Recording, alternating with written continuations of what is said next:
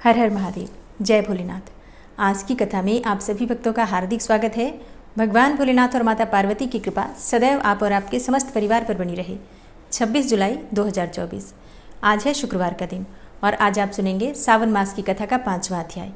अब तक की सभी कथाएं सुनने के लिए, वीडियो को लाइक करने के लिए और बहुत ही प्यारे प्यारे कमेंट्स करने के लिए आप सभी भक्तों का दिल से बहुत बहुत आभार। इसी प्रकार से सदैव अपना प्रेम और सहयोग बनाए रखिए। और हाँ, जो भक्त ये वीडियो देखते तो हैं लेकिन वीडियो को लाइक करना और कमेंट्स करना बिल्कुल भूल जाते हैं, उनसे ये आग्रह है कि कथा प्रारंभ होने से पहले ही वीडियो को लाइक कर दिया कीजिए और कमेंट बॉक्स में हर हर महादेव ज़रूर लिख दीजिए। और अब भगवान भोलेनाथ का ध्यान करके आज की पावन कथा का प्रारंभ करते हैं। ज्योतिर्मात्र स्वरूपाय निर्मल ज्ञान चक्षुषे नमः शिवाय शांताय ब्रह्मणे लिंग मूर्तये। अर्थात ज्योति मात्र जिनका स्वरूप है, निर्मल ज्ञान ही जिनका नेत्र है, जो लिंग स्वरूप ब्रह्म है, उन परम शांत कल्याणमय भगवान शिव को नमस्कार है। ऋषि कहते हैं कि हे सूत जी, हम लोग त्रिपुर विनाशक शिव जी के महात्मा और उनके मंत्रों की महिमा को सुनना चाहते हैं। तब सूत जी कहते हैं कि हे मुनियों, मरण धर्मा मनुष्यों के लिए इतना ही सबसे उत्तम एवं सनातन श्रेय है कि भगवान महेश्वर की कथा में अकारण ही भक्तिभाव का उदय हो जाए। समस्त पुण्यों, श्रेय के संपूर्ण साधनों और समस्त यज्ञों में जप यज्ञ को ही सर्वोत्तम माना गया है। जैसे कि सब देवताओं में त्रिपुरारी भगवान शंकर श्रेष्ठ हैं, उसी प्रकार सब मंत्रों में भगवान शिव का षडक्षर मंत्र श्रेष्ठ है। उसी को प्रणव से रहित होने पर पंचाक्षर मंत्र भी कहा जाता है। वह जप करने वाले मनुष्यों को मोक्ष देने वाला है। सिद्धि की इच्छा रखने वाले सब श्रेष्ठ मुनि इस मंत्र का सम्यक रूप से सेवन करते हैं। शिवजी के शुभ पंचाक्षर मंत्र में सर्वज्ञ, परिपूर्ण, सच्चिदानंद स्वरूप भगवान शिव सदा रमते रहते हैं।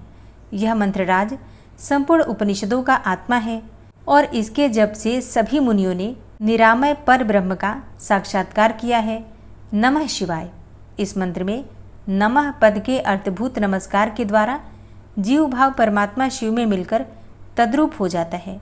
अतः वह मंत्र साक्षात पर ब्रह्म स्वरूप है।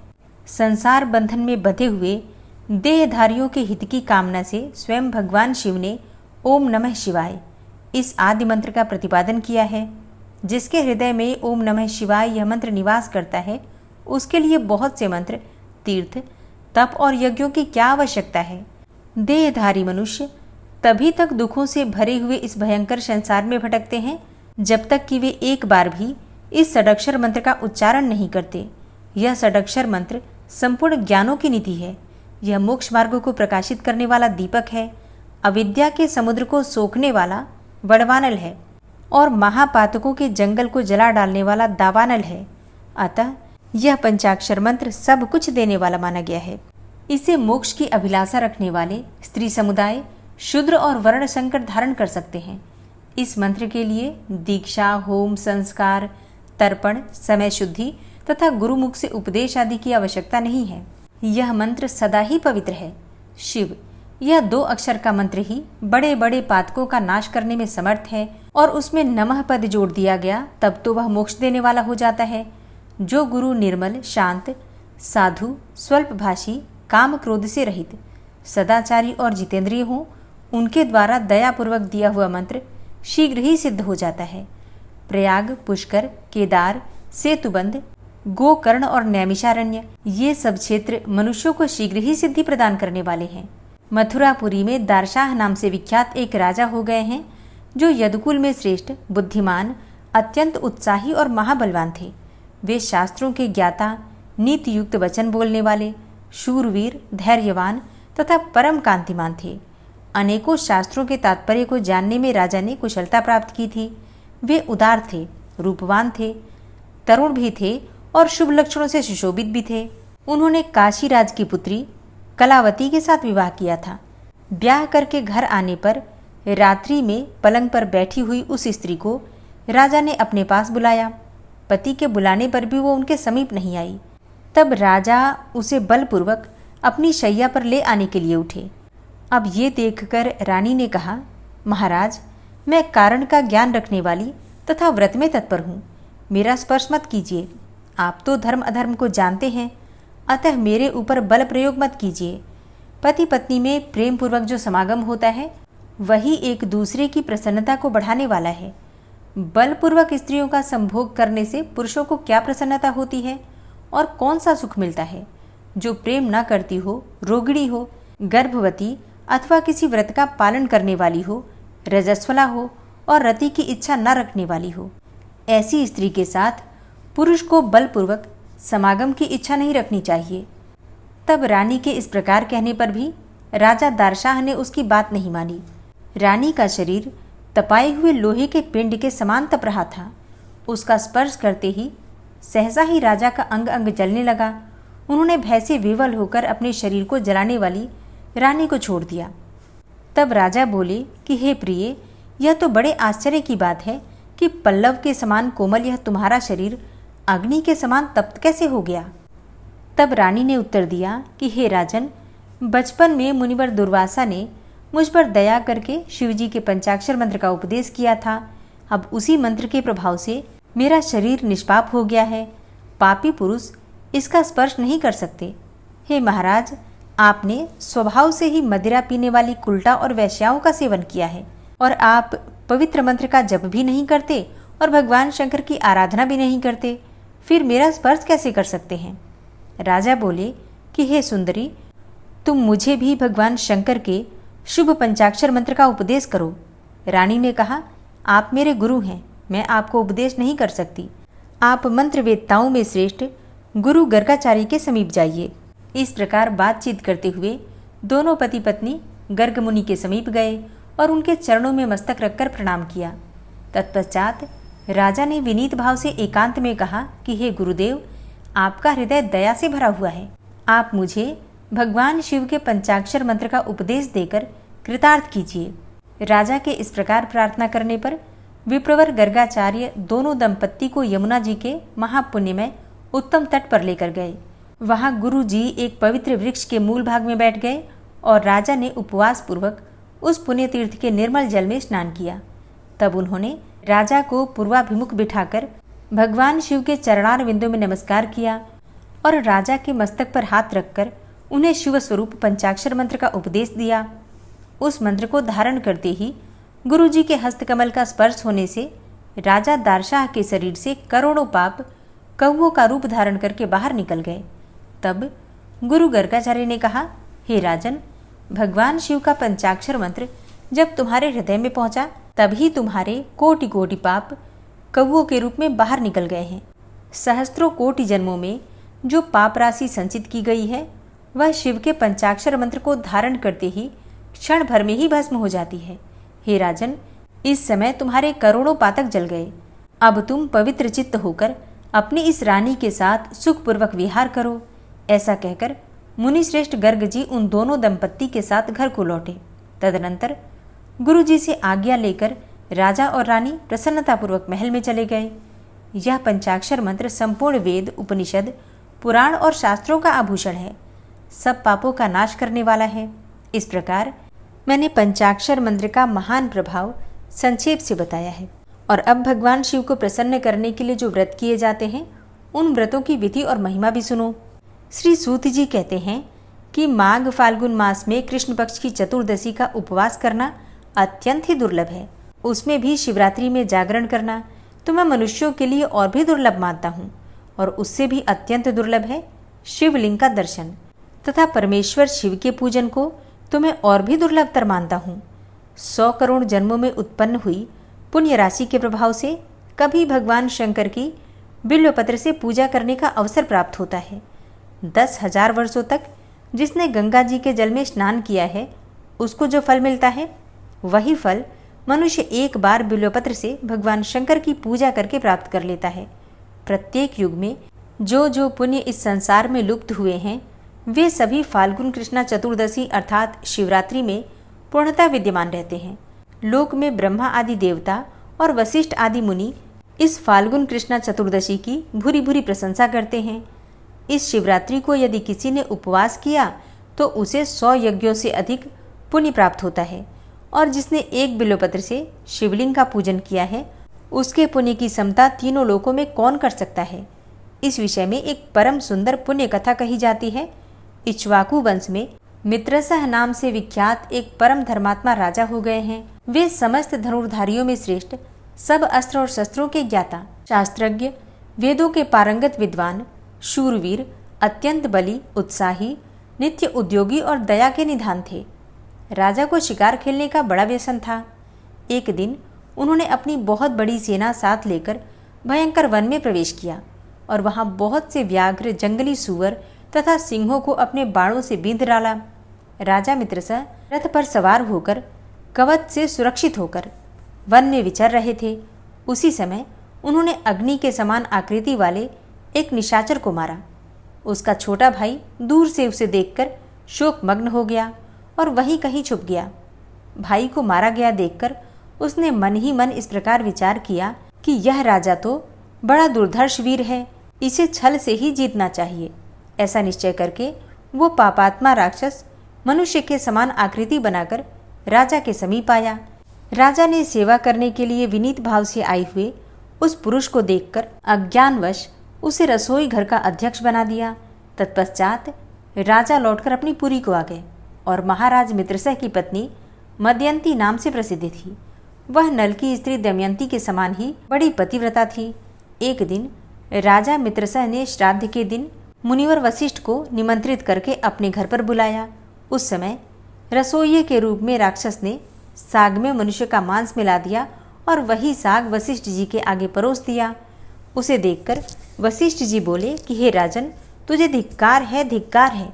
तू इतना दुष्ट और छली है कि मेरे आगे मनुष्य का मांस रख दिया। अब इस पाप के कारण तू राक्षस हो जाएगा। अब जब मुनि को ये बात मालूम हुई कि ये सारी करतूत तो राक्षस की है, तब उन्होंने उस शाप को 12 वर्षों की अवधि में ही सीमित कर दिया। तब राजा भी कुपित होकर बोले कि यह मेरी करतूत नहीं थी और ना ही मैं इस विषय में कुछ जानता ही था, तो भी आपने मुझे अकारण ही शाप दे दिया। इसलिए गुरु होने पर भी मैं आपको शाप देता हूँ। ऐसा कहकर राजा अंजलि में जल लेकर गुरु को शाप देने के लिए उद्यत हो गए। अब ये देखकर रानी मदयंती ने पति के चरणों में गिरकर उन्हें ऐसा करने से रोका।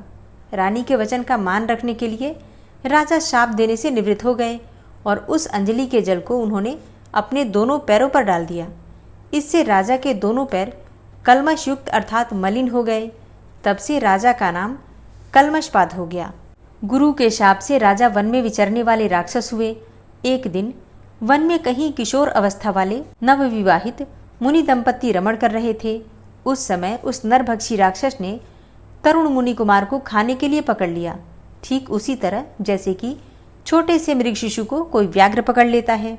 अब राक्षस के वश में पड़े हुए अपने पति को देखकर उसकी प्यारी स्त्री करुणापूर्वक बोली कि हे सूर्यवंश यशोधर महाराज, आप ऐसा पाप मत कीजिए। आप राक्षस नहीं हैं, अयोध्या के सम्राट हैं, रानी मदयंती के पति हैं। हे प्रभु, ये मेरे स्वामी मुझे प्राणों से भी अधिक प्रियतम हैं, इन्हें ना खाइए। शरण में आए हुए दीन दुखी मनुष्यों को आप ही सहारा देने वाले हैं। इन महात्मा पति के बिना मेरा यह शरीर मेरे लिए महान भार है। इस मलिन पाप में पंच भौतिक शरीर से क्या सुख होगा। ये मुनि कुमार देखने को बालक हैं, किंतु वेदों के विद्वान हैं, शांत तपस्वी और अनेक शास्त्रों के ज्ञाता हैं। इन्हें प्राण दान देकर आपको संपूर्ण जगत के रक्षा करने का पुण्य प्राप्त होगा। हे महाराज, मैं ब्राह्मण की स्त्री हूँ, अभी बालिका हूँ, मुझ पर कृपा कीजिए। आप जैसे साधु पुरुष अनाथों, दीनों और पीड़ितों पर कृपा करने वाले होते हैं। इस प्रकार प्रार्थना करने पर भी उस निर्दयी नरभक्षी राक्षस ने उस ब्राह्मण कुमार की गर्दन मरोड़ डाली और उन्हें उदरस्थ कर लिया, अर्थात खा लिया।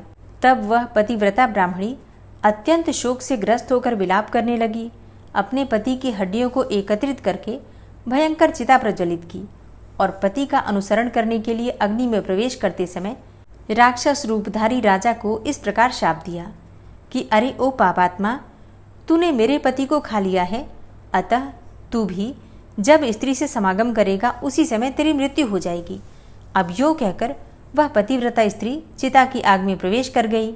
इधर कुछ समय के बाद गुरु के शाप का उपभोग करके, जो कि 12 वर्षों तक का ही था, गुरु ने शाप दिया था 12 वर्षों तक राक्षस बने रहेंगे, तो 12 वर्ष बीत जाने के बाद राजा पुनः अपने स्वरूप को प्राप्त हो गए और प्रसन्नतापूर्वक अपने घर को गए।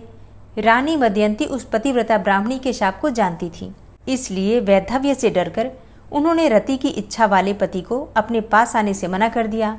अब राजा मित्रसह राज्य के सुख भोग से विरक्त हो गए और संपूर्ण लक्ष्मी का परित्याग करके पुनः वन में चले गए।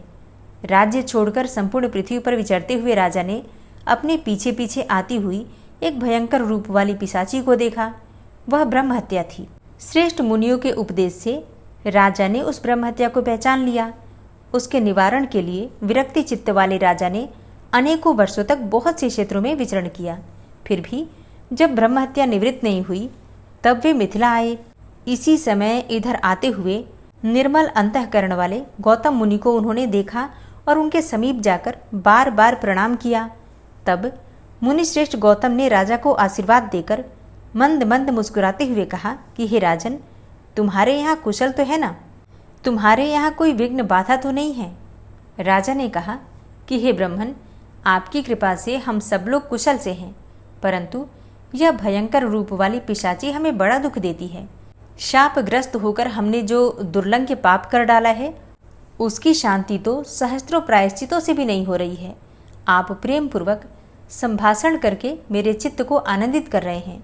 हे महाभाग, आज अपने चरण कमलों की शरण में आए हुए मुझ पापी को शांति प्रदान कीजिए, जिससे कि मुझे सुख मिले। तब करुणानिधि गौतम जी ने कहा, हे राजेंद्र, तुम्हें साधुवाद है। अब अपने महान पापों से होने वाले भय को त्याग दो। जब भगवान शंकर रक्षा करने वाले हैं तब उनकी शरण में आए हुए भक्तों को कहाँ से भय हो सकता है। गोकर्ण नामक मनोरम क्षेत्र महापातकों का संहार करने वाला है। वहाँ बड़े से बड़े पाप भी नहीं टिक सकते। गोकर्ण क्षेत्र में विद्यमान भगवान शिव स्मरण करने मात्र से ही समस्त पापों का नाश कर डालते हैं। जैसे कि कैलाश और मंदराचल के शिखर पर भगवान शिव का निश्चित निवास है, उसी प्रकार गोकर्ण मंडल में भी है। वहाँ महादेव जी महाबल नाम से निवास करते हैं। रावण नामक राक्षस ने घोर तपस्या करके जिस शिवलिंग को प्राप्त किया था उसी को गणेश जी ने गोकर्ण क्षेत्र में स्थापित किया है। सनक सनंदन आदि महात्मा तथा मृग चर्ममय वस्त्र धारण करने वाले साध्य और मुनिगण वहाँ बैठकर भगवान शिव की उपासना करते हैं।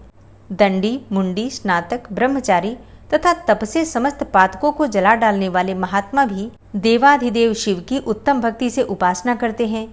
इस ब्रह्मांड मंडल में गोकर्ण के समान दूसरा क्षेत्र नहीं है। वहाँ महात्मा अगस्त्य मुनि ने घोर तपस्या की है। हे राजन, इस तीर्थ में संपूर्ण देवताओं के स्थान हैं। देवाधिदेव भगवान विष्णु, परमेष्ठी ब्रह्मा, वीरवर कार्तिकेय तथा गणेश जी के स्थान हैं। गोकर्ण तीर्थ में कोटि कोटि शिवलिंग विद्यमान हैं। वहाँ पग पग पर असंख्य तीर्थ मौजूद हैं। सत्ययुग में महाबल नामक भगवान शिव श्वेत वर्ण के होते हैं। त्रेता में उनका रंग अत्यंत लाल हो जाता है। द्वापर में वे पीत वर्ण के और कलयुग में श्याम वर्ण के हो जाएंगे। महाबल शिव भयंकर कलयुग प्राप्त होने पर कोमल भाव को प्राप्त होंगे। परम उत्तम गोकर्ण क्षेत्र पश्चिम समुद्र के तट पर है। वह ब्रह्म हत्या आदि पापों को भस्म कर डालता है। इस संसार में जो ब्रह्मघाती, भूतद्रोही, शठ और अन्यान्य पापी होते हैं, वे सब गोकर्ण तीर्थ में पहुंचकर वहां के तीर्थों में स्नान करके महाबल नामक शिवजी का दर्शन करने पर शिवलोक को प्राप्त होते हैं। वहां पुण्य तिथियों को पुण्य नक्षत्र में एवं पुण्य दिन में जो महेश्वर शिव की पूजा करते हैं वे सब शिव रूप हो जाते हैं। यदा कदा जो कोई भी मनुष्य गोकर्ण तीर्थ में जाकर भगवान शंकर की पूजा करता है वह ब्रह्म पद को प्राप्त होता है। रविवार, सोमवार तथा बुधवार को जब अमावस्या तिथि का योग हो तब वहाँ समुद्र में किया हुआ स्नान, दान, पितृतर्पण, शिव पूजा, जप होम, व्रतचर्या और ब्राह्मणों का सत्कार अनंत फल देने वाला होता है। महाप्रदोष की बेला में भगवान शिव का पूजन मोक्ष देने वाला होता है। माघ मास फाल्गुन में जो परम पुण्यमयी कृष्ण पक्ष की चतुर्दशी आती है उस दिन शिवलिंग और बिल्वपत्र इन सब का सुयोग दुर्लभ है। अहो, माया कैसी प्रबल है कि जिससे मूढ़ हुए मनुष्य भगवान शिव की इस महातिथि को उपवास तक नहीं करते। शिवरात्रि का उपवास, जागरण, भगवान शंकर के समीप निवास तथा गोकर्ण क्षेत्र का वास, इन सब का सुयोग होना तो मनुष्यों के लिए शिवलोक में जाने की सीढ़ी है। हे राजन, मैं भी इस समय गोकर्ण तीर्थ से लौट कर आया हूँ। शिवरात्रि का उपवास करके और भगवान शिव का महोत्सव देखकर लौटा हूँ। शिवरात्रि पर वहाँ का महान उत्सव देखने के लिए सब देशों से चारों वर्णों के लोग आए थे। स्त्री, बालक, वृद्ध तथा चारों आश्रमों के निवासी वहां आकर देवेश्वर शिव का दर्शन करके कृतकृत्यता को प्राप्त हुए। लौटते समय एक अद्भुत आश्चर्य की बात देखकर मैं परमानंद में निमग्न होकर कृतार्थ हो गया हूँ। राजा ने पूछा कि आपने मार्ग में कहाँ कौन सी आश्चर्य की बात देखी है, वह मुझे भी बताइए। इसके उत्तर में गौतम जी ने क्या कहा वो आप कल की कथा में सुनेंगे। तो दोस्तों, यह है आज की वीडियो। उम्मीद करती हूँ आपके लिए उपयोगी होगी। वीडियो अच्छी लगी हो तो लाइक कीजिए, शेयर कीजिए और चैनल पर पहली बार आए हैं, अगर अभी तक आपने चैनल को सब्सक्राइब नहीं किया है तो आज की वीडियो अगर आपको अच्छी लगे तो चैनल को सब्सक्राइब करके बेल आइकन को ज़रूर प्रेस कर लीजिए।